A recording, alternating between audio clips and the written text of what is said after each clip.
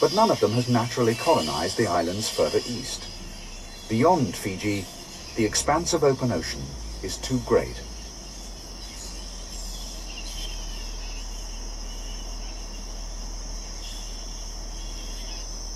Megapodes are birds named for their big feet. They scratch out pits in the forest floor in which they leave their eggs to incubate. But the coming of people to these islands led to their extinction, except for this species, found on the tiny island of Nuafo'u, just east of Fiji.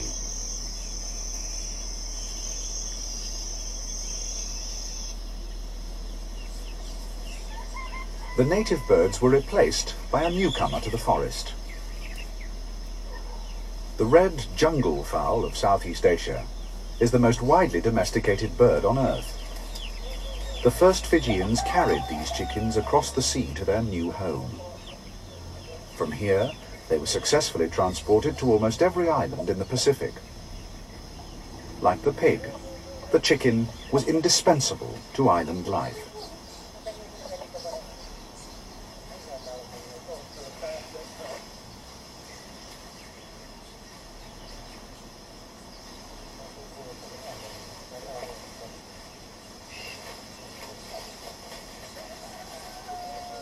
This was a culture of gardeners. With fire, they cleared the forest to create space for their settlements and to cultivate their crops.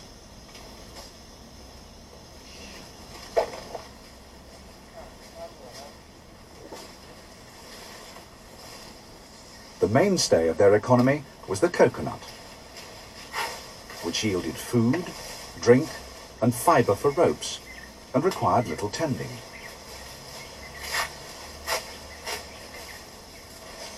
Of their root crops, by far the most important was the tuber of the yam, a plant they brought from Southeast Asia.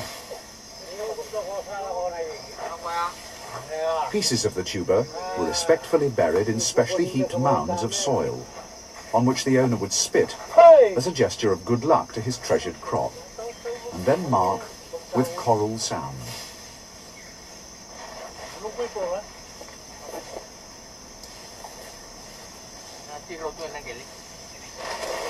With no further special care, a single tuber can grow to weigh 10 pounds or more.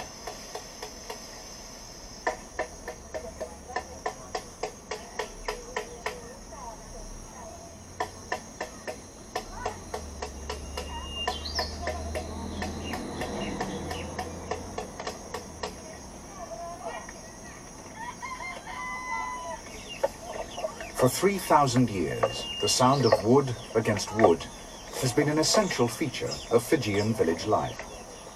Across the Pacific, from New Guinea to Tahiti, the working of tapa cloth was traditionally the preserve of specially skilled women.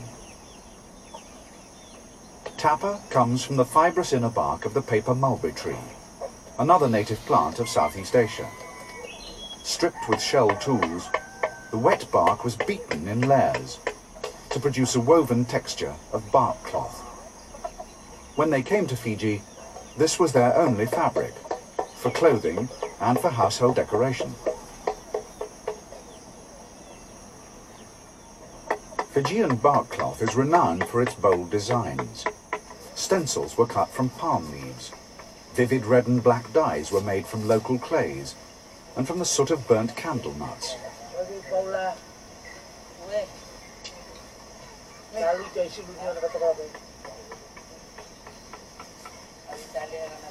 Fijian tapa designs have much in common with the bold tattoo designs of Tahiti and the Marquesas Islands.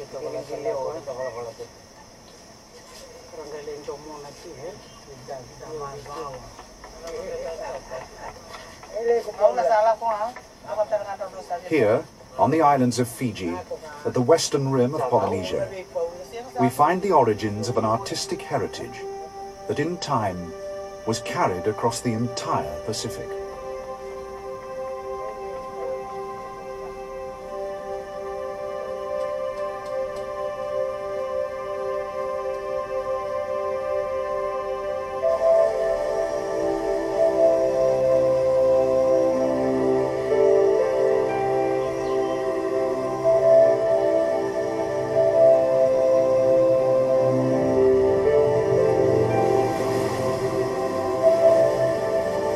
The island of Viti Levu is large enough to generate several substantial rivers. For the hill people, they serve as highways from the mountains to the sea.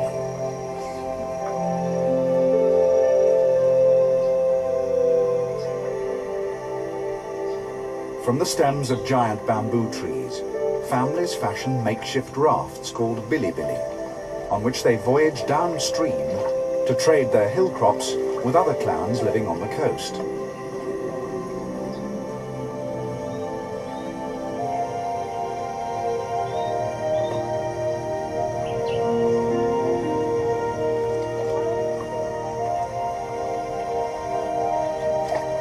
The people who first discovered Fiji found that they were blessed with a fertile land on which they could not only cultivate their crops, but also develop their island culture.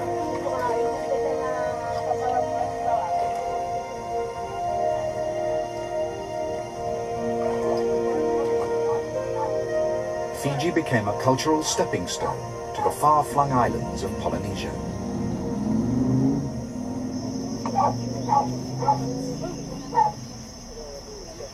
Like all Pacific Islanders, the people of Fiji depend on root crops for their main sustenance. Yam, taro and arrowroot are vital to island life.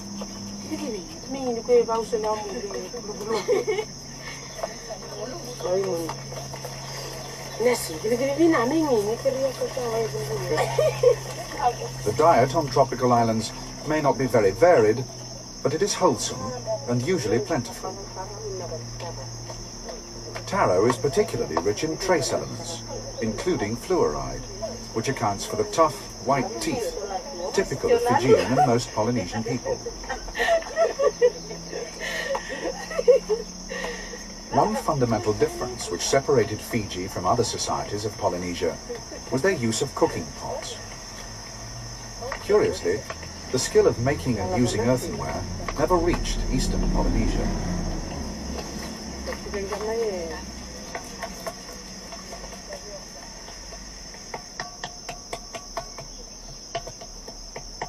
Fijians didn't know about the potter's wheel. For centuries they made their pots from local clay tempered with sand, which they moulded with the help of a large pebble and a wooden paddle. Left to dry for several days, the pots were then fired in an open hearth. The entire process has remained unchanged since the first voyagers came to Fiji some 3,000 years ago. Recent Fijian pottery is plain in style, but archaeological sites on Fiji's southern coast have unearthed many pieces from ancient times which carry intricate designs.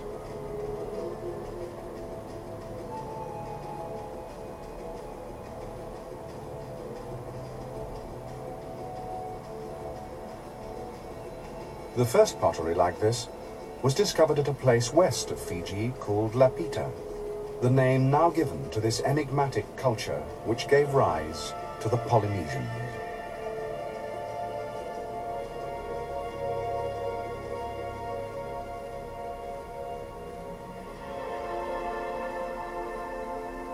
The trail of Lapita pottery snakes its way back in time westward from Fiji through the Coral Sea off New Guinea. From there, a trail of shared language stretches even further to the islands of the South China Sea. During the last ice age, much of this region was dry land. With so much of the world's water locked up as ice, sea levels were 300 feet lower than today. The shallow South China Sea became an archipelago of islands. Islands that were once surrounded by a wide lagoon were raised high and dry above the ocean, their reefs forested with trees.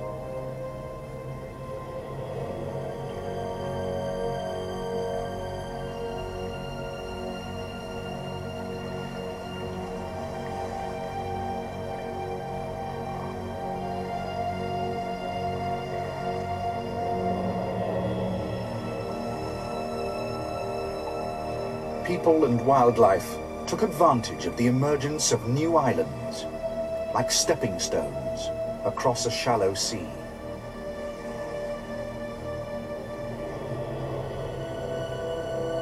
Eventually, a warm wind began to thaw the frozen wastes of Europe and America, and in its wake came the Great Flood.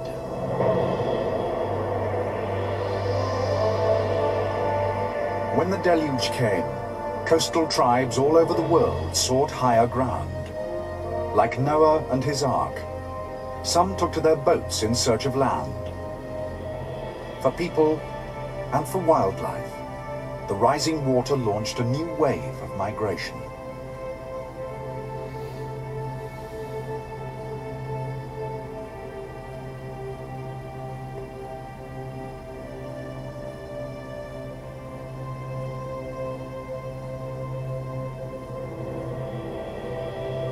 Carried by the wind, the ancestors of the Polynesians voyaged towards a pristine island world that lay towards the rising sun.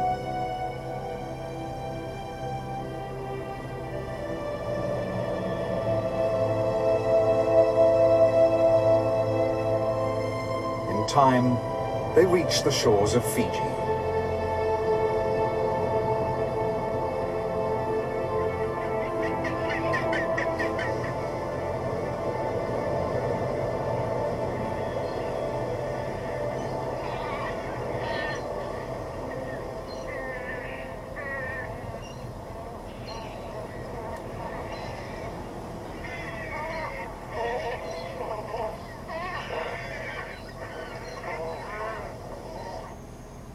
These large islands had fertile soils, which supported their traditional crops, and there were clays for making their distinctive style of pottery, whose bold designs still gaze down from Fiji's ancient cliffs.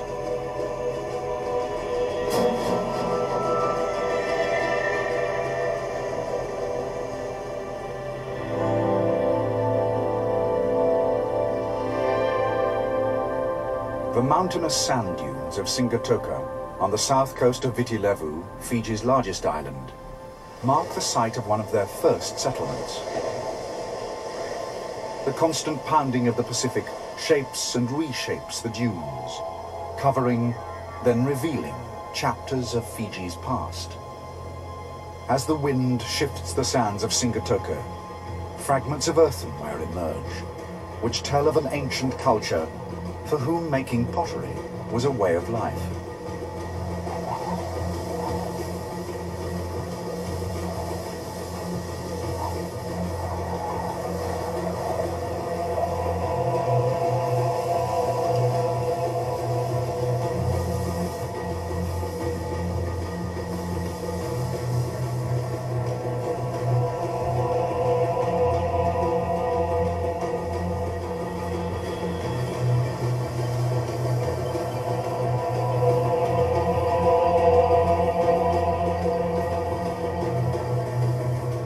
Here, the sands reveal not just the Lapita pottery, but the potters themselves.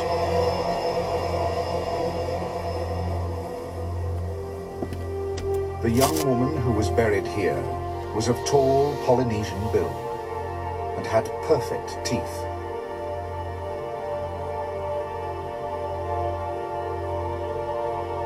For 2,000 years, she has lain in these dunes, facing her ancient homeland to the west.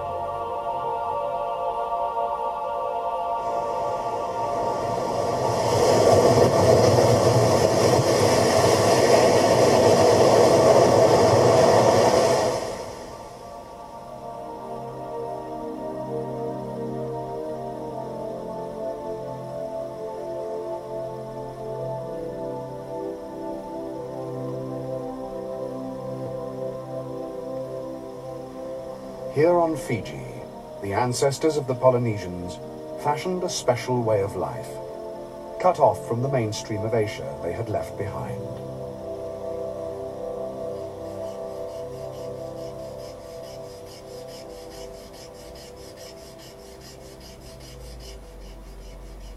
To Fijians, fire is the symbol of life.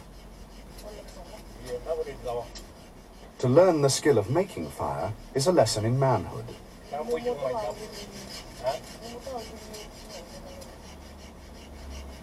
In Fijian, this technique is called mita. A dry piece of forest hardwood is grooved with a softwood plough. Friction creates heat. With patience, it ignites the tinder of fine shavings.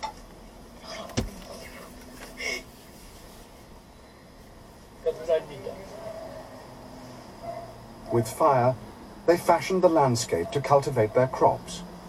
Fire helped to hollow out the hearts of great trees to create canoes. With the same flames, they fired their pottery and cooked their food. In a world in which metal was unknown and tools were made of stone, fire was a powerful ally.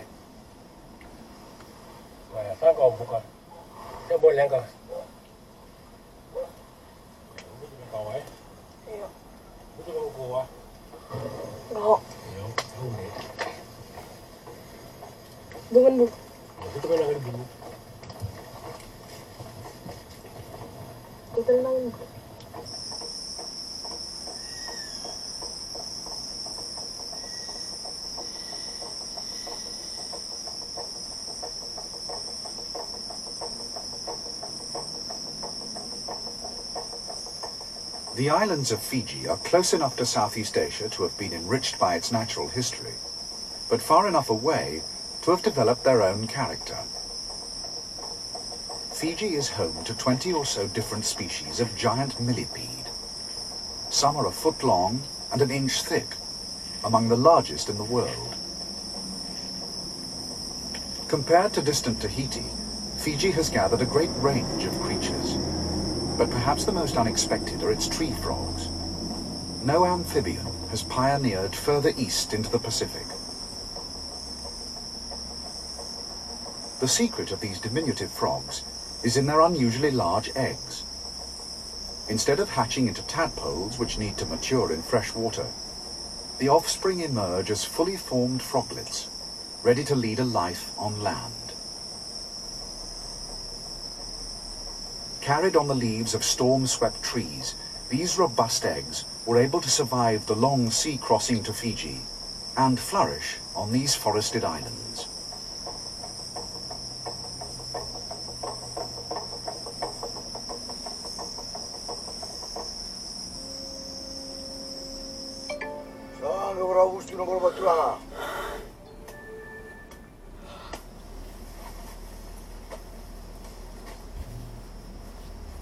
An ancient Fijian ritual is the ceremonial drinking of yangona. It is prepared from the dried and pounded roots of kava, a pepper plant that was brought by the first settlers.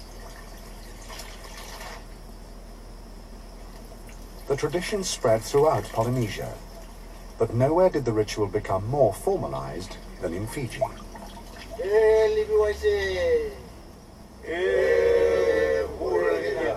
Pondala vina ko tumana leo di Vanua. Mati tere benga na viva kalungat tagri kalau. Mimandu no vina kana leo di Vanua na sibikoso. Mandu dala vina na lem loloma mana. Wrapped in leaves or strips of bark, the crushed roots are mixed with water to release the narcotic power of the kava. The end product is a muddy-colored liquid which induces mild euphoria and a sense of well-being. For these hill people, the cowrie shell is a symbol of their ancestral links with the ocean. It points towards their chief. Dressed in white tapa cloth, he is the guardian of their heritage. For centuries, this stylized presentation of the sacred yangona drink has been performed in every Fijian village. Its origins are lost in time, but the spiritual power that surrounds the ceremony is very real.